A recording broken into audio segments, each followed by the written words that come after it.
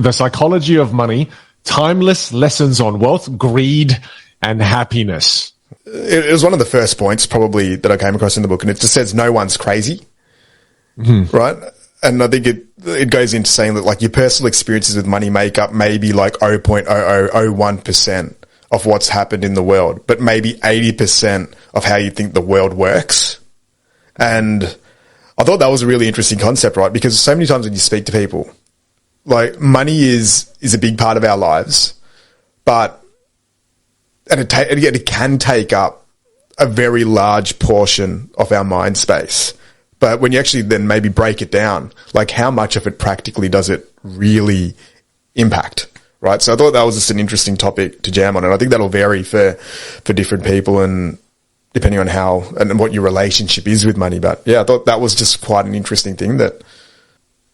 Yeah. I'm just trying to think about when you said that it takes up a lot of your mind, but it doesn't impact you as much. What do you mean by that? Well, when I go back to this, is like, is it nearly disproportionate how much we value the impact of money in our lives? Or is it legitimate? Well, I definitely can say that I feel the majority of us, me included, we feel that money is the key thing that helps us solve all of our sorrows, right? Especially in general. I think a lot of the times that's the easiest assumption to make. The easiest assumption to make is that, when I have more money, things will be better. Yeah. If I get this, then this will happen. Yeah, once I get that pay rise, once I get that next gig, whatever it may be for you, then I'm going to feel better, I'll feel more free, I'm going to feel more abundant, etc. And it's interesting talking about that and having read The Power of Now being our last podcast episode, which is a great one, by the way. If you haven't read the book, check it out or check out our previous episode.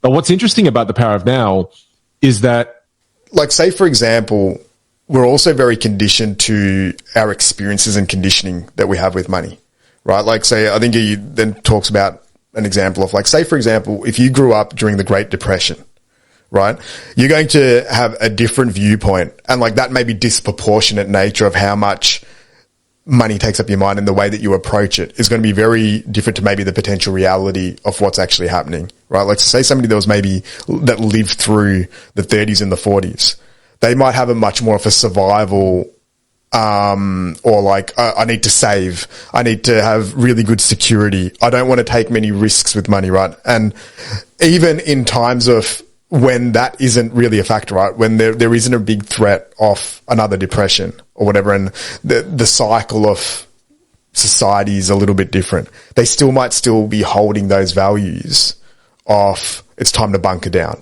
it's time to, really lock in here, just because of what they experienced, right? So it might even be that depending on what generation that you grew up in, that relationship to money is also going to be pretty different. Right, like I think about our kids and how they're growing up, say, call it living in Australia, where the safety net is very strong. You get healthcare looked after, you have great welfare, you've got all these other bits and pieces. So I wonder what their relationship with money is going to be and how they'll value it. What types of decisions will they make? Like, I think it's going to be a lot more difficult to try to teach a kid in this generation to save up and to have a real big rainy day fund, just because that won't make too much sense to them for the most part, just because they haven't lived through anything like a Great Depression, something like that. So it's interesting you bring that up, because it's like my parents have a different view of money. And the biggest example I can share with you is, they're saying that we're in a recession now, and with the way I'm approaching it, this is the first recession as an adult for me where I have disposable income, right? And through the books that I've read and through the experts that I listen to, it's important to, again, dollar cost average. And if you don't know what that is, dollar cost averaging is just putting in the same amount every single week, regardless of what happens in the market. You don't fall victim to any emotions. I'm just going to dollar cost average. This is what I'm putting aside to invest. Every couple of weeks, I just do the same thing. And I remember sharing with my parents that's what I've been doing for a while. And they're like, oh, you should stop doing that now because we're in a recession. You should stop, and you should keep cash and go to the bank and take money out and keep and wrap it up in newspaper, right? Yeah. And it was just really interesting to see the different ways of thinking about money that I now have and my parents have, and we're just kind of one generation, right? It was crazy because they genuinely meant it. They were convinced that I needed to stop, that I can't invest. And then you read books about the recession, and during the recession is where the most amount of wealth is made if you can stick to a boring strategy and just continue to dollar cost average. Yep. Yeah, I love it. I think that's a really cool topic, and I think one that would be really interesting now is like, I wonder, just as when we were growing up, what our relationships were with money, like how you went about either acquiring it, what your view was. Like, did you just have a normal part-time job? Did you do other bits and pieces? Like, what was your sort of relationship with it just early on? For me, early on, it was something that was very high priority. Yeah. Because, that's why mum was sewing at home when I was young. And not only was she sewing at home 7 days a week, she also had we turned our entire backyard into a veggie patch so that she would be able to grow vegetables from it and then pick the vegetables at night. And then the next day in the morning, go to the local grocery store and sell them a bundle of chives for, 10 cents. Right. So in every single way possible, my mum and my dad were trying to monetize and make money. So mum was sewing, growing vegetables. Dad worked 2 jobs at a factory and on the farm. And growing up, I just saw a massive amount of scarcity. And I saw them working their ass off for money. So to me, money was one of the most important things growing up. So I think I had, and maybe part of me still has, an unhealthy relationship with money because I still think it's the most important thing. I've done a lot of work to understand that it's not, but a huge part of me is just this is the most important thing. And I can tell you now, during the recession, like as we're experiencing it now, there was a big part of me that felt like, I've got to just keep all this money. You don't invest any of it. This is crazy. Definitely that was in the back of my head. Mm-hmm.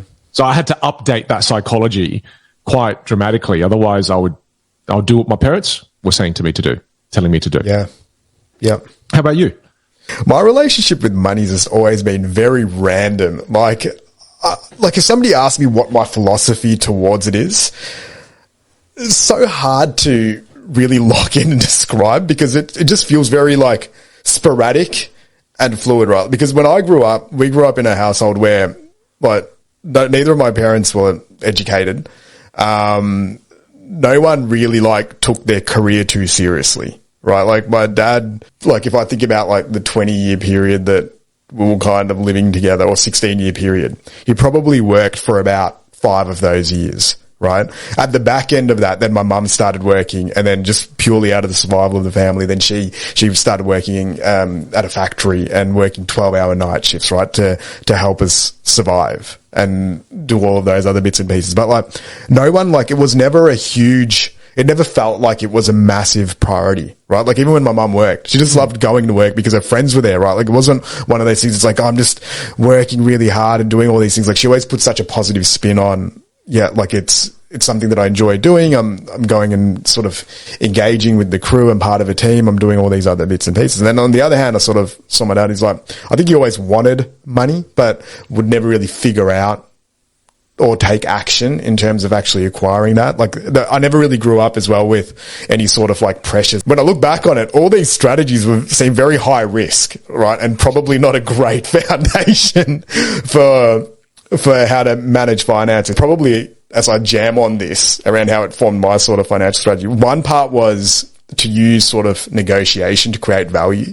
Just became a part of how I grew up, right? Even things because we didn't have much money, if I wanted something, I knew that would never be able to pay retail price or just to buy that thing at full price. It was always finding out, all right, can I call up 15 different places and then figure out if there's a better deal to be had here? Is there a sales price? Is there a price matching that can be done, or whatever it was? It'd go nearly through the full process of it. And then it'd be okay, now I could probably scrounge up enough here if I go and sell a couple of these things that I've got lying around the house or whatever it is, and I'll be able to figure out a way to then sort of structure that up to get what it is that I wanted. So I think it started off very short term, right? Saving and all of that was never a thing.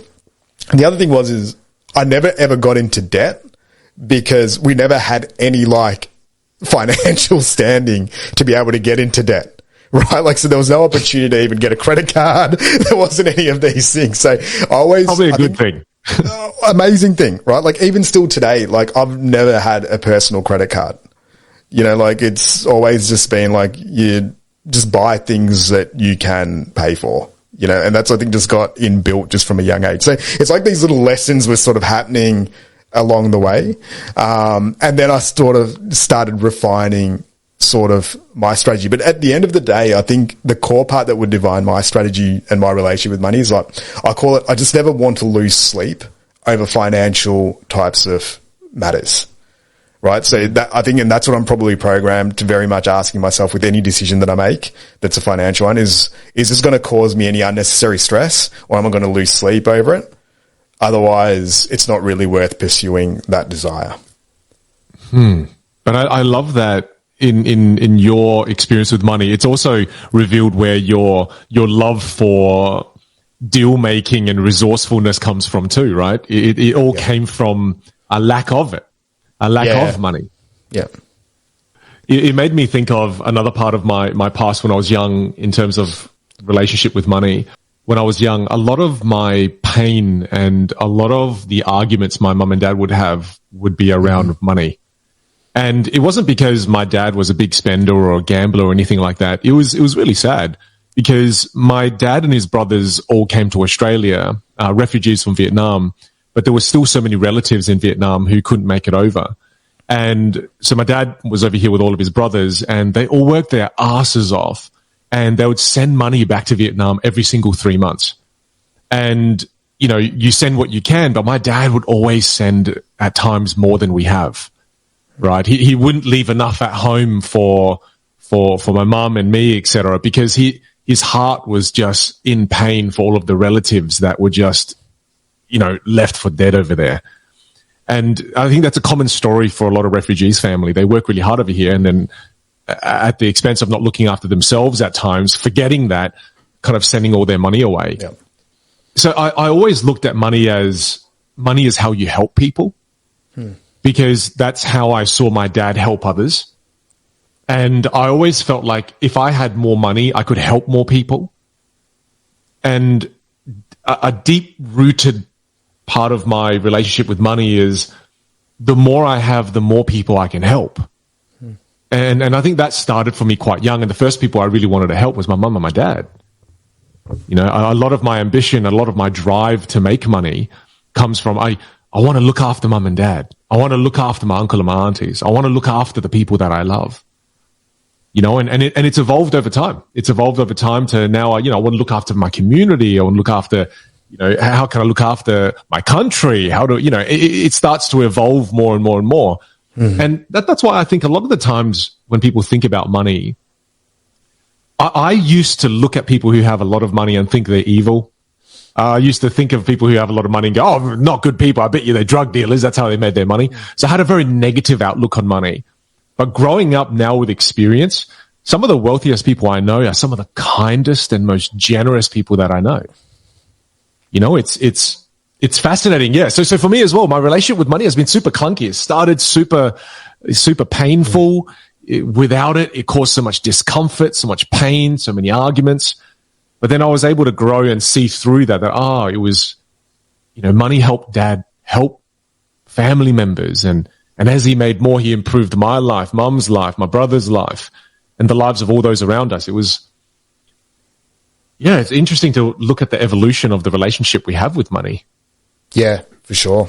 And I think it probably changes, right? Because when you're very young, the reality is money's probably going to be a little bit more self-centered. Right? As you get older, and if you acquire more and more like money, or if you have that level of abundance that's available, I think it naturally probably then forms into thinking around contribution and impact and how you can help those around. And I think that that's also a really interesting concept. Like, I know the concept of saving, for example, is brought up in the book too. And I've heard a couple of differing views on this recently, right? Like, where it's, okay, is saving just universally important, or is it something that has varying degrees of importance depending on where you are in your life stages?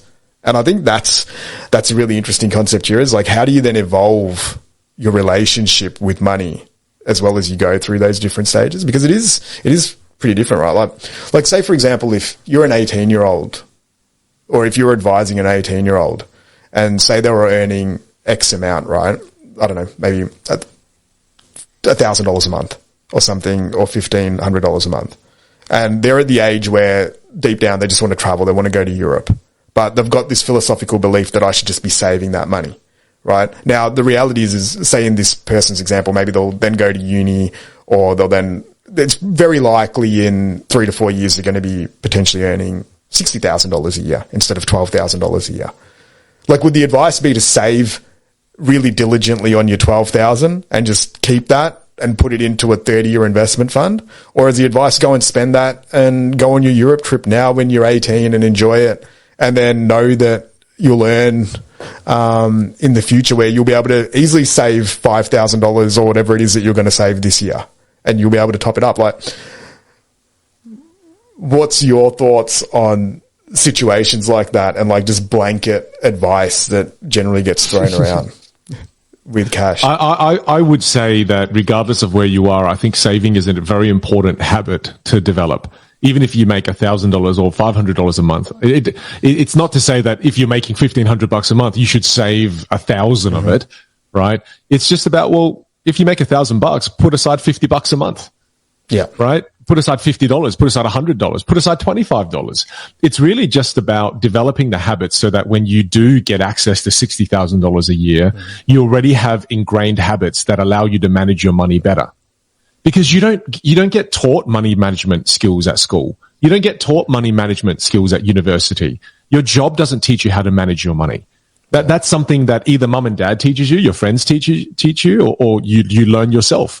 And I feel that the majority of us, me included, like, you don't learn this stuff because there's already so much going on bloody in life that we tend to drop the ball on financial education. So to me, if you start saving early, then at least you're learning one of the universal laws and adopting one of the universal habits, so that when you make your, thousands of dollars per month after that, 10, 20s of thousands of dollars or whatever it is you make, you now have incredible habits that are just going to be healthy for you. If we didn't go off and read some of these books or have friends who are accountants or financial advisors, far out, we wouldn't know any of this ourselves too. Yeah. It's kind of bizarre that we don't get taught any of this. Yeah. Isn't that crazy? We all go to school for 10, 20 years to get degrees that ultimately make us lots of money, but then we don't get taught how to manage the thing that we go to school to be able to make. Yeah, that we're meant to be working for, that we commit so much time and effort into. We don't really get an education on how to practically handle that and handle it for the time and the stage of life that we're in, the country or the environment that we live in. Like, because it does vary too, right? Like, managing money in Australia is going to be very different to managing money in the States, or managing money in a developing country, or managing money when you've got different sort of financial and community connections versus, say, in the Western world where, for the most part, people live largely a lot more independently, right? It's like you nearly need different handbooks for different stages, right? Like, say if you're a young family and you're looking at saving up for your first house and you're operating on a single income, the money management strategy is going to be very different to a retiree that's at the back end of their career. And it's like we nearly need different handbooks for different stages. I thought was the most interesting part of this book was when they did the research study on, was there a correlation between people becoming happier as they made more money? And they found that there was no correlation between more money and happiness. However, there was a correlation between happiness and control of your time. Yeah. And I remember messaging you immediately the moment I read that chapter, and I never thought about happiness and joy being about control. And what the book talked about is, and it's a string of, it's almost like a poetic rhyme, but it's saying when you wake up in the morning and you can do what you want, when you want, with who you want, wherever you want, for as long as you want, that is a better dictator of you being happy as compared to you making more money. it's freedom and it's control of time. And I thought that is such a fascinating view, because for the longest time, all those around me when I was young, happiness seems to have come from possessions. Happiness seemed to have come from a bigger house, because, when uncle got the bigger house, or the whole family came over and everyone seemed so happy and he was so happy. And I thought, oh, that's happiness. His new house, boat. Oh, get a boat. He seems super happy in his boat. So that's why I've always had that mindset of money does bring you happiness, because it brings you more material things and possessions.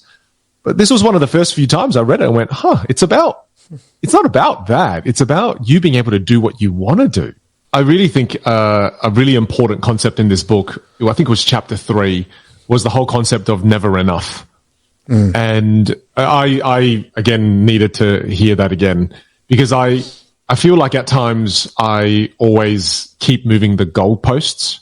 Yep. And I never allow myself to kick a goal, because every time I'm close to a goal, I just go, we'll move it further down. 10 meters back. And then, and it just made me reflect on that. I don't celebrate a lot of my victories because I keep moving the goal. So it's like playing a game of soccer. I'm just about to kick a goal and then I move the goalpost down another, football stadium. And it just made me really just reflect in the last couple of weeks as we were reading this book and preparing for this podcast. I just thought to myself, you know what? I have kicked some goals and I'm not going to move the goalpost. And it just felt really satisfying to almost pat yourself on the back and go to your wife and say, hey, I kicked the goal. That was cool. And, classic my wife, Pei Wen, she just kind of goes, yeah, that's good. Yeah, that's good. Move the goalpost back, buddy. yeah, exactly. Why can't you run around screaming and, cheer for me? Yeah. It's, I don't know. There was something to it that felt really nice when I just kind of went, hey, that's actually really cool. I don't have to continually push for more all the time. It was a good reminder. It was a good reminder that it's sometimes hard just because of how personal a lot of our day-to-day experiences are linked to money, right? Like if you don't have enough money for something that's really important or whatever, it ends up coming with a really big psychological weight, or it can, right? And if that's been your relationship with money for a very long period of time, where it's always been like a lack of or a scarcity component, I think it's very hard to then also look at the game of money like it is a game. But that's one of the things that I've always tried to keep in my mind, just to separate my attachment to anything financial. Like even when we had no money, I always just in the back of my head tried to have a healthy relationship with it, where money is a game. Like right now when we were like broke and we didn't have money, it was fine. It was like, okay, I'm just not playing the game well enough at the moment, or I haven't figured out a way to win parts of this game. But I always tried to depersonalize it, that like me having, say, a lack of money, especially early on in my life, wasn't a reflection on me as an individual. And then I remember just speaking to one of my friends. I'm like, all right, well, what if you just break down the way that you actually get your income? Like, is there a way that you can sell something on the side? Can you ask for a promotion? Can you upgrade your role? Like, are there other different moves that also increase the amount of inflow? And I think that sometimes can get lost, especially if there's a lot of fear and doubt and like a lot of scarcity that's been inbuilt. I think it's really hard to look beyond the horizon of, this is the only amount that I've got. I've got to hold on to it with my dear life. I've got to spend it really wisely. Otherwise, I'm massively at risk. And people have different sort of levels of, call it their risk tolerance with this. Like some will be very sort of like secure and locked in and like, this is it. I'm not risking anything right now to change my current situation. But I think that at other times, even like I remember being younger with some friends of mine, I'm like, maybe there is a way here where you can play around and take a couple more risks here where it won't be that detrimental. You've probably got a higher upside on making that move than the downside of that move not working. I started to learn that it's not about trading time for money. It's about trading value for money. Yeah. Right. And the more value you're able to give, the more money that you're able to make. And that's when I really started to learn about how this whole, I guess if we want to call it the money game, really worked. I started to understand that, right. So my time is limited. My time is capped. We all have the same amount of time. And if we trade time for money, then technically we all should make the same money. But it's some of us add more value than others. So then I thought, okay, so how could I add lots of value? How can I scale the value that I add? And that's what drew me in the beginning to the online space, because that was one of the first times I realized that, hey, if you created an online course, you're adding value in the online course. And especially if you make the online course entertaining and fun and everything, and you truly added value there, that online course is just code that's being executed over and over and over and over again for you while you're in bed and going to bed, like going to sleep. Yep. And it just it changed my psychology when it came to money completely. When I stopped thinking, oh, it's just time for money. But then the unlock happened, and that changed the way I played the game forever. It's not just about communicating the value. It's also about developing that value, creating the value, and then communicating, of course, right? Yeah. Whereas a lot of the times we always feel underappreciated. Yep. We always feel like people are not valuing us as valuable as we are. So sometimes it's about, you know what, letting some of that ego go. And then what if you doubled the value you currently added now? Because if you're able to do that, far out, sometimes you don't even need to communicate that. It comes across, right?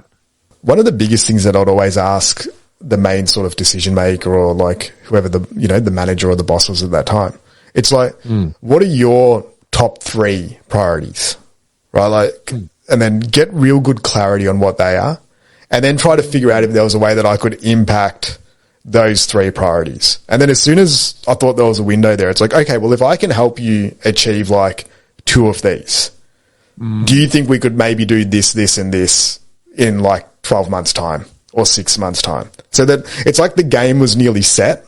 Whereas a lot of the times when we're working, there isn't really a game already set, and it's hard to get that clarity. And sometimes you need to figure out, it's like, okay, well, what does that then look like? But I think when you have clarities on like, what is the game? Because even again, you go back to the game analogy, like treating work like a game, if that's something that you want to do, is very achievable.